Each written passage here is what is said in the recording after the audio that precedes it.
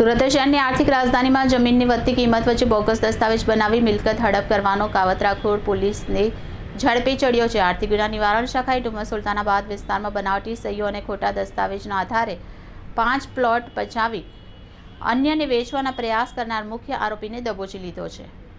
મળતી માહિતી મુજબ ફરિયાદી મોહમ્મદ નઝીર અબ્દુલ ખાને ઇકોસેલ ખાતે ફરિયાદ નોંધાવી હતી કે મોહસિન કાદર મિયા પઠાણ અને અયુબભાઈ અબ્દુલભાઈ સામિયા મલેકે તેમની માલિકીની 5 પ્લોટો માટે બોગસ સોદા ચિઠ્ઠી તૈયાર કરી હતી।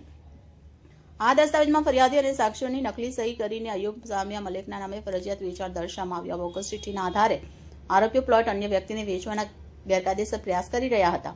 સુરત પોલીસ કમિશનરે જમીન સંબંધિત છેતરપિંડીના વધતા કેસોને ધ્યાને લઈ તપાસ વધુ તેજ બનાવવા ખાસ સૂચના આપી હતી। તેના અનુસંધાને ઇકોસેલ સ્ટેશનમાં ગુનો નોંધાતા તપાસ અધિકારી પીએસઆઈ વાયજી ગિરનારે ઝડપથી કામગીરી શરૂ કરી હતી। આખરે તેઓ આ કાવતરાના મુખ્ય આરોપી મોહસિન કાદર મિયા પઠાણ સુધી પહોંચી ગયા અને તેની ધરપકડ કરવામાં સફળતા મેળવી હતી। બીજા આરોપી અયુબ સામિયા માલિકની શોધખોળ હાલમાં ચાલુ છે। નોંધનીય છે કે સુરત અને તેની આસપાસના વિસ્તારમાં જમીનના ભાવ આસમાને પહોંચતા લેભાગુ તત્વો સતત નવા ઘાટ ઘડી રહ્યા છે।